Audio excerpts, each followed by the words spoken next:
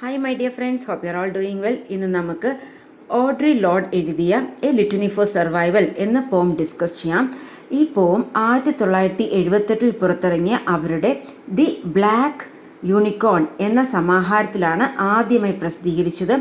ഇത് സമൂഹത്തിൽ പാർശ്വവൽക്കരിക്കപ്പെട്ട സമൂഹങ്ങൾ, അതായത് മാർജിനലൈസ്ഡ് പീപ്പിൾ അനുഭവിക്കുന്ന നിരന്തരമായ ഭയത്തെയും ആ നിശബ്ദതയും ഈ പോം എക്സ്പ്ലോർ ചെയ്യുന്നുണ്ട്. അപ്പം നമ്മുടെ ടോപ്പിക്കിലോട്ട് കടക്കാം.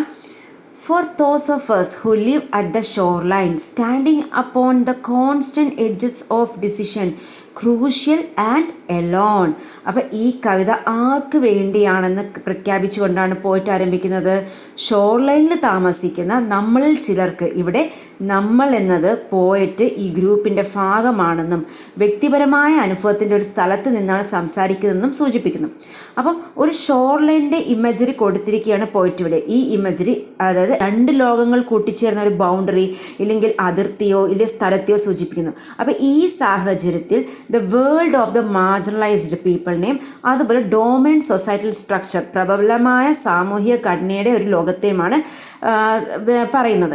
അത് കോൺസ്റ്റന്റ് എഡ്ജസ് ഓഫ് ഡിസിഷൻ, ഇത് അവരുടെ ജീവിതത്തിൻ്റെ അനിശ്ചിതത്വത്തെ ഊന്നി പറയുകയാണ്. അതായത് എളുപ്പമുള്ളത്, അത് ഈസി ആയിട്ടുള്ളതും കാഷ്വൽ ആയിട്ടുള്ള ചോയ്സസ് നടത്താൻ അവർക്ക് കഴിയില്ല. അത് പ്രബലമായ സാമൂഹിക ഘടനയിൽ, അതായത് ഡോമിനൻറ്റ് സൊസൈറ്റൽ സ്ട്രക്ചറിൽ ഒരു പിന്തുണയും ഇല്ലാതെ അവരുടെ പോരാട്ടങ്ങളിലും അവർ എടുക്കേണ്ട തീരുമാനങ്ങളിലും അവർ ഒറ്റപ്പെട്ടതായി തോന്നുന്നു അല്ലെങ്കിൽ ഒറ്റപ്പെട്ടതായി പോകുന്നു. അപ്പോൾ individuals who exist on the fringes of society, അപ്പോൾ ഒറ്റപ്പെട്ട് നിരന്തരം ബുദ്ധിമുട്ടുള്ള തിരഞ്ഞെടുപ്പുകൾ നടത്തുന്ന വ്യക്തികളെക്കുറിച്ചാണ് സംസാരിക്കുന്നത്. Okay, for those of us who cannot indulge the passing dreams of choice, അപ്പോൾ ഒരു ഗ്രൂപ്പ് ഓഫ് പീപ്പിൾ എക്സ്ക്ലൂഡ് ചെയ്തിരിക്കുകയാണ് ഫ്രം certain പ്രിവിലേജസിൽ നിന്ന്. ഓക്കെ, അപ്പോൾ മാർജിനലൈസ്ഡ്, അത് പാർശ്വവൽക്കരിക്കപ്പെട്ട വിഭാഗങ്ങളുടെ മേൽ അടിച്ചമർത്തപ്പെട്ട അടിച്ചേൽപ്പിക്കപ്പെട്ട പരിമിതികളെയും അതുപോലെ അവരുടെ ജീവിതത്തിനായുള്ള പോരാട്ടങ്ങൾ കാരണം സ്വന്തം അഭിലാഷങ്ങൾ സ്വാതന്ത്ര്യമായി പിന്തുടരാനുള്ള അവരുടെ കഴിവില്ലായ്മയുമാണ് ഊന്നി പറയുന്നത്. Who love in doorways coming and going in the hours between dawns looking inward and outward. അതായത് ഈ വരി സജസ്റ്റ് ചെയ്യുന്നത് a life lived on the margins, അത് ആ അരികുകളിൽ ജീവിക്കുന്ന മാർജിനിൽ ജീവിക്കുന്ന ഒരു ജീവിതത്തെ സൂചിപ്പിക്കുന്നു. പ്രത്യേകിച്ച് സാമൂഹിക അടിച്ചമർത്തലോ ഇല്ലെങ്കിൽ ഭയമോ കാരണം അവരുടെ യഥാർത്ഥ വ്യക്തിത്വം, ആ ഐഡൻറ്റിറ്റി ഹൈഡ് അല്ലെങ്കിൽ ഡിസ്ഗൈസ് ചെയ്യേണ്ട ആവശ്യകത തോന്നുന്ന വ്യക്തികളെ സൂചിപ്പിക്കുന്നതാണ്. അപ്പം ഇത് ഇമേജറി ഓഫ് ഡോർവേസ് എന്ന് ഇംപ്ലൈ ചെയ്യുന്നത് ഒരു sense of in betweenness, a life lived on the edge of what is considered acceptable or safe. അതായത് വാതിലുകൾ, അത് ആ മാർജിനിൽ ജീവിക്കുന്ന ഒരു ജീവിതമാണ്. അവിടെ ഒരാൾ പൂർണ്ണമായും അകത്തോ പുറത്തോ അല്ല, എങ്ങനെയാണ് നിരന്തരം ഇടുങ്ങിയ അവസ്ഥയിലാണ്, അത് ഹൈഡായിട്ടുള്ള ഡിസ്ഗൈസ് ആയിട്ട് ജീവിക്കേണ്ടി വരുന്ന ഒരു അന്തരീക്ഷം. കമ്മിങ് ആൻഡ് ഗോയിങ് എന്ന് പറയുന്നുണ്ട്. അതായത് വ്യത്യസ്ത റോളുകളോ ഐഡൻറ്റിറ്റികളോ അതിൻ്റെ ഇടയിലായിട്ട് ഐഡൻറ്റിറ്റികൾക്കോ ഇടയിൽ നിരന്തരം മാറിക്കൊണ്ടിരിക്കുന്ന, അവരെ പൂർണ്ണമായും അംഗീകരിക്കാത്ത ഒരു ലോകത്തിൽ ആ ഒരു മാർജിനിൽ ജീവിക്കുന്ന ഒരു ജീവിതത്തിൻ്റെ ആശയത്തെയാണ് ഈ വാക്യം കൂടുതലായിട്ട് ഊന്നി പറയുന്നത്. അതുപോലെ പ്രഭാതങ്ങൾക്കിടയിലെ മണിക്കൂറുകൾ, അതായത് ഇവിടെ പറയുന്നുണ്ട് ആസ് ബിറ്റ്വീൻ ഡോൺസ് എന്നുള്ളത്, ഇത് പകലോ രാത്രിയോ അല്ലാതെ എ ടൈം ഓഫ് ട്രാൻസിഷൻ അല്ലെങ്കിൽ ആംബിക്വിറ്റി, അത് പരിവർത്തനത്തിൻ്റെയും അവ്യക്തതയുടെയും സമയത്തെ സൂചിപ്പിക്കുന്നു. അപ്പോൾ ഈ ടൈം ഫ്രെയിം ഹൈലൈറ്റ് ചെയ്യുന്നത് പ്രിക്കാരിയസ്നെസ് ഓഫ് ദർ എക്സിസ്റ്റൻസ് ആണ്. അതായത് അവരുടെ യഥാർത്ഥ വ്യക്തിത്വത്തെ പൂർണ്ണമായും അംഗീകരിക്കാത്ത ഒരു ലോകത്തിൽ അവർ ജീവിക്കാൻ ശ്രമിക്കുകയാണ്. അതുപോലെ ഇവിടെ പറഞ്ഞുണ്ടോ looking inward and outward at once, അത് ഒരേ സമയം ഉള്ളിലേക്കും പുറത്തേക്കും നോക്കുക. ഇത് അവരുടെ വ്യക്തിപരമായ ചരിത്രത്തെയും അത് പേഴ്സണൽ ഹിസ്റ്ററിയും അതുപോലെ വിശാലമായ സൊസൈറ്റൽ കോണ്ടെക്സ്റ്റ് മനസ്സിലാക്കേണ്ടതിൻ്റെ ആവശ്യകതയും എടുത്തു കാണിക്കുന്നതാണ്. At once before and after, അപ്പം നമ്മളിപ്പോൾ ജീവിക്കുന്നതിൽ നിന്ന് വ്യത്യസ്തമായ ഒരു ഭാവിക്കായി പരിശ്രമിക്കുന്നതിനെ കുറിച്ചാണ്. അത് ഒരു കോൾ ടു ആക്ഷനാണ് ഇനി അടുത്ത ഒരു 2 ലൈൻ പറയുന്നത്. Seeking a now that can breed futures like bread in our children's mouth. അതായത് മെച്ചപ്പെട്ട ഭാവി കെട്ടിപ്പടുക്കുന്നതിനുള്ള നിർണായക ഘടകമായി ആ വർത്തമാന നിമിഷത്തിൻ്റെ പ്രാധാന്യത്തെ ഇത് ഊന്നിപ്പറയുന്നത്. അതായത് എംഫസൈസ് ചെയ്യുന്നത് എന്താണ്? ആ importance of the present moment ആണ്. അതായത് കാര്യങ്ങൾ മാറുന്നതിനായി പോയിട്ട് കാത്തിരിക്കുന്നില്ല, മറിച്ച് വർത്തമാനകാലത്ത് അവർ ആഗ്രഹിക്കുന്ന മാറ്റം സൃഷ്ടിക്കാൻ സജീവമായി പ്രവർത്തിക്കുകയാണ്. അപ്പം നമ്മുടെ കുട്ടികളുടെ വായിലെ അപ്പം പോലെ, അതായത് ഇതൊരു പവർഫുൾ മെറ്റഫറാണ്. അപ്പം എന്നത് നമുക്കറിയാം ഉപജീവന മാർഗം, ജീവിതം, ഇല്ലെങ്കിൽ അടിസ്ഥാന ആവശ്യങ്ങൾ എന്നിവയെ പ്രതിനിധീകരിക്കുന്നു. അപ്പം കുട്ടികളുടെ വായുടെ ചിത്രം അതായത് അടുത്ത തലമുറയാണ് സൂചിപ്പിക്കുന്നത്. അപ്പം പാർശ്വവൽക്കരിക്കപ്പെട്ട മാർജിനലൈസ് ആയിട്ടുള്ള സമൂഹങ്ങൾക്ക് ആ ബേസിക് നെസസിറ്റീസ് ഓഫ് ലൈഫ്, അതായത് ഫുഡ്, ഷെൽട്ടർ, സേഫ്റ്റി, അതുപോലെ തന്നെ വിദ്യാഭ്യാസം, റിസോഴ്സസ്, അവരുടെ സ്വപ്നങ്ങൾ പിന്തുടരാനുള്ള സ്വാതന്ത്ര്യം എന്നിവ ലഭ്യമാക്കുന്ന ഒരു ഫ്യൂച്ചർ കെട്ടിപ്പടുക്കുക എന്നതാണ് ഇതിനർത്ഥം. അപ്പോൾ ഭൂതകാലത്തെ അംഗീകരിക്കുക, പാസ്റ്റിനെ അംഗീകരിക്കുക, അതുപോലെ വർത്തമാനകാലത്തെ സ്വീകരിക്കുക, പ്രസൻറ്റ് മൊമെൻറ്റിനെ നമ്മൾ സ്വീകരിക്കുക. നമ്മുടെ കുട്ടികളെ പോലെ പാർശ്വവൽക്കരിക്കപ്പെട്ട സമൂഹങ്ങൾക്ക് അതിജീവിക്കാനും അഭിവൃദ്ധി പ്രാപിക്കാനുമുള്ള ഭാവി സജ്ജമാക്കുക. ആ അടുത്ത വരി നോക്കിക്കേ. So the dreams will not reflect the death of ours. അതായത് ഈ വരി നമ്മുടെ കുട്ടികൾക്കായി നാം അവശേഷിപ്പിക്കുന്ന പൈതൃകത്തെക്കുറിച്ച് സംസാരിക്കുന്നു. അത് അവരുടെ അടിസ്ഥാന ആവശ്യങ്ങൾ നിറവേറ്റുകയും മെച്ചപ്പെട്ട ഭാവിക്കായി ഒരു അടിത്തറ സൃഷ്ടിക്കുകയും ചെയ്തില്ലെങ്കിൽ നാം നേരിട്ട പോരാട്ടങ്ങളാൽ അവരുടെ സ്വപ്നങ്ങളും അഭിലാഷങ്ങളും പരിമിതപ്പെടുത്തപ്പെട്ടേക്കാം എന്ന് സൂചിപ്പിക്കുന്നു. അപ്പം നമ്മുടെ മരണം എന്ന പ്രയോഗം നമ്മുടെ സ്വന്തം ജീവിതത്തെ നിർവചിക്കുന്ന വെല്ലുവിളികൾ, ഇല്ലെങ്കിൽ ബുദ്ധിമുട്ടുകൾ, പരിമിതികൾ എന്നിവയെ സൂചിപ്പിക്കുന്നു. അപ്പോൾ ചുരുക്കത്തിൽ കവിതയിലെ ഈ വരി നമ്മുടെ കുട്ടികളുടെ ജീവിതം നാം അനുഭവിച്ച അതേ കഷ്ടപ്പാടുകളും പരിമിതികളാലും നിർവചിക്കപ്പെടരുതെന്ന് ഉറപ്പുവരുത്താനുള്ള ഒരു അപേക്ഷയാണ്. അപ്പോൾ അവർക്ക് ശോഭനമായ ഒരു ഭാവിക്ക് വഴിയൊരുക്കുവാൻ നമുക്കുള്ള ഉത്തരവാദിത്തത്തെയാണ് ഇത് അടിവരയിടുന്നത്. For those of us who were imprinted with fear, like a faint line in the center of our foreheads. ഈ ഇംപ്രിൻറ്റഡ് വിത്ത് ഫിയർ, അതായത് മാർജിനലൈസ്ഡ് പീപ്പിൾ അനുഭവിക്കുന്ന ആ ഭയം. അപ്പം ആ ഭയം എന്ന് പറയുന്നത് വെറും ഒരു ക്ഷണികമായ വികാരമല്ല എന്നാണ് പോയിട്ട് പറയുന്നത്, മറിച്ച് അവരുടെ fundamental part of the being തന്നെയാണ്. അതായത് ഇത് ഡിസ്ക്രൈബ് ചെയ്യുന്നത് ഡീപ്പ്, അതായത് ആഴമേറിയ, almost biological sense of fear ആണ്.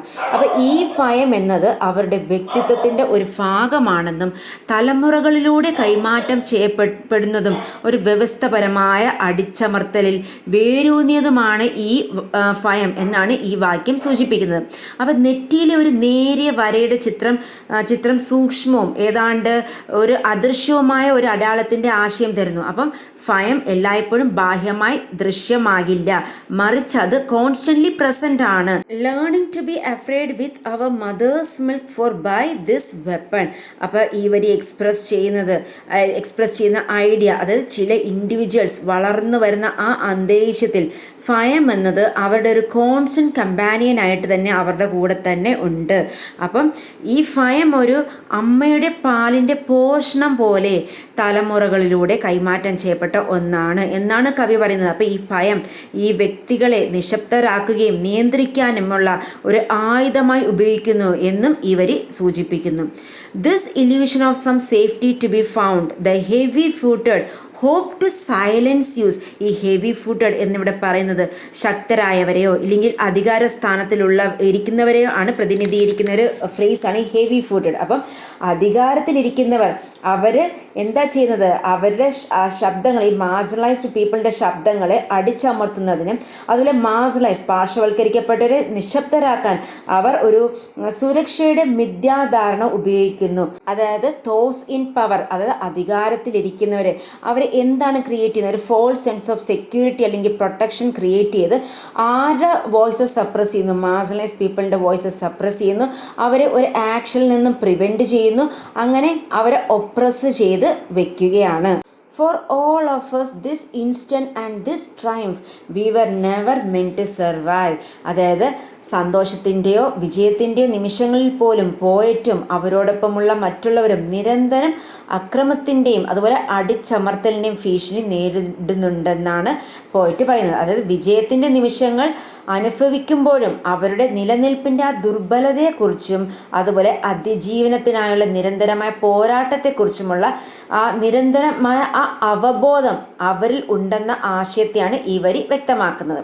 And when the sun rises we are afraid it might not remain. അപ്പോൾ ഈ സൺ റൈസസ് എന്ന് സിംപ്ലൈസ് ചെയ്യുന്നത് ഒരു new beginning, a moment of hope, അല്ലെങ്കിൽ ഒരു പോസിബിലിറ്റിയാണ്. അപ്പോൾ ഇവിടെ എന്താ പോയിട്ട് പറയുന്നതെന്ന് വെച്ച് കഴിഞ്ഞാൽ ഒരു നല്ല സമയങ്ങൾ നിലനിൽക്കില്ലെന്നും അവരുടെ നല്ല സമയങ്ങൾ നിലനിൽക്കില്ലെന്നും സന്തോഷം ക്ഷണികമാണെന്നും പുതിയ ദിവസം അതിൻ്റെതായ വെല്ലുവിളികൾ കൊണ്ടുവരുമെന്നുമുള്ള ഒരു ഭയമാണ് ഈ വരികളിലൂടെ പോയിട്ട് പ്രകടമാക്കുന്നത്.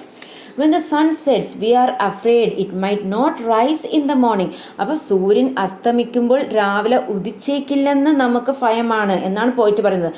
അതായത് ഈ വരി അടിച്ചമർത്തലിൻ്റെ സാഹചര്യങ്ങളിൽ ജീവിക്കുന്നതിൻ്റെ ഫലമായി ഉണ്ടാകുന്ന നിരന്തരമായ ഉത്കണ്ഠയും സുരക്ഷിതത്വമില്ലായ്മയും പകർത്തുന്ന ഒരു ശക്തമായ ഒരു ചിത്രമാണിത്. അതായത് സൂര്യൻ ഉദിക്കില്ല എന്ന ഭയം, അത് ഉള്ളതെല്ലാം നഷ്ടപ്പെടുമോ എന്ന നിരന്തരമായ ഭയത്തിൻ്റെ ഒരു രൂപകമാണ്, അല്ലെങ്കിൽ ഒരു മെറ്റഫറാണിത്. Okay, when our stomachs are full we are afraid of indigestion. അപ്പം നമ്മുടെ വയറ് നിറയുമ്പോൾ സ്റ്റൊമക്സ് ആർ ഫുൾ, ഇത് സുഖസൗകര്യങ്ങളുടെയോ ഇല്ലെങ്കിൽ സമൃദ്ധിയുടെയോ ഒരു നിമിഷത്തെയാണ് സൂചിപ്പിക്കുന്നത്. അപ്പോൾ നമ്മൾ ദഹനക്കേടിനെ ഭയപ്പെടുന്നു, അത് ഇൻഡൈജഷനെ ഭയപ്പെടുന്നു, അതൊരു മെറ്റഫോറിക്കൽ പാർട്ട്. അതായത് ഫുൾനെസ്, അത് പൂർണ്ണത ആസ്വദിക്കുന്നതിന് പകരം സാധ്യമായ ഇല്ലെങ്കിൽ വന്നു ചേരാവുന്ന പ്രത്യാഘാതങ്ങളെക്കുറിച്ചോ അനന്തരഫലങ്ങളെക്കുറിച്ചോ അവർ ആശങ്കാകുലരാണ്. When our stomachs are empty, we are afraid we may never eat again. അത് ഒഴിഞ്ഞ വയറുകളെയും അതുപോലെ ഇനി ഒരിക്കലും ഭക്ഷണം കഴിക്കില്ലെന്ന ആ ഭയത്തെയും കുറിച്ചുള്ള വരി, അതായത് ദുർബലരായ ജനങ്ങൾ നേരിടുന്ന പോരാട്ടങ്ങളുടെ ശക്തമായ ഓർമ്മപ്പെടുത്തലാണ് ഈ വരി. അപ്പം ഈ വരി വിശപ്പിനെ കുറിച്ചല്ല, മറിച്ച് അത്തരം അരക്ഷിതാവസ്ഥയിൽ ഉണ്ടാകാവുന്ന ശക്തിയില്ലായ്മയുടെയും അതുപോലെ തന്നെ ഒരാളുടെ നിലനിൽപ്പിൻ്റെ നിരന്തരമായ ഭീഷണിയും കുറിച്ചാണ്. അപ്പം അടിസ്ഥാന ആവശ്യങ്ങൾ ഉറപ്പാക്കാത്ത ഒരു ലോകത്ത് ഉത്കണ്ഠയെയും അതുപോലെ അതിജീവിക്കാനുള്ള പോരാട്ടത്തെ കുറിച്ചാണ് കവി ഇവിടെ പരാമർശിക്കുന്നത്. When we are loved we are afraid love will vanish. അതായത് നമ്മൾ സ്നേഹിക്കപ്പെടുമ്പോൾ സ്നേഹം അപ്രത്യക്ഷമാകുമെന്ന് അവർ ഭയപ്പെടുന്നു, അല്ലെങ്കിൽ നമ്മൾ ഭയപ്പെടുന്നു എന്ന വരി സന്തോഷത്തിൻ്റെ നിമിഷത്തിൽ പോലും നഷ്ടത്തിൻ്റെ അസ്ഥിരതയുടെയും ഭയം പ്രകടിപ്പിക്കുന്നു. അതായത് പ്രണയത്തോടൊപ്പം ഉണ്ടാകുന്ന അല്ലെങ്കിൽ സ്നേഹത്തോടൊപ്പം ഉണ്ടാകുന്ന ആ അരക്ഷിത അവസ്ഥകളെയും ഉത്കണ്ഠകളെയും ഇത് എടുത്തു കാണിക്കുന്നു. അതുപോലെ സ്നേഹം അല്ലെങ്കിൽ പ്രണയം നിലനിൽക്കുമ്പോൾ പോലും അത് നിലനിൽക്കില്ല എന്ന നിരന്തരമായ ആശങ്കയുണ്ടെന്നും കവിത സൂചിപ്പിക്കുന്നു. When we R Elon V are afraid love will never return. അതായത് ഒറ്റപ്പെടലിനെ കുറിച്ചുള്ള ഭയത്തെയും സ്നേഹം വീണ്ടും ലഭിക്കാനിടയില്ലാത്ത, അതായത് സ്നേഹം എന്നത് ഒരു പ്രഷ്യസ് റിസോഴ്സസ് ആണെന്ന വിശ്വാസത്തെയും ഈ വരി പ്രതിഫലിപ്പിക്കുന്നു.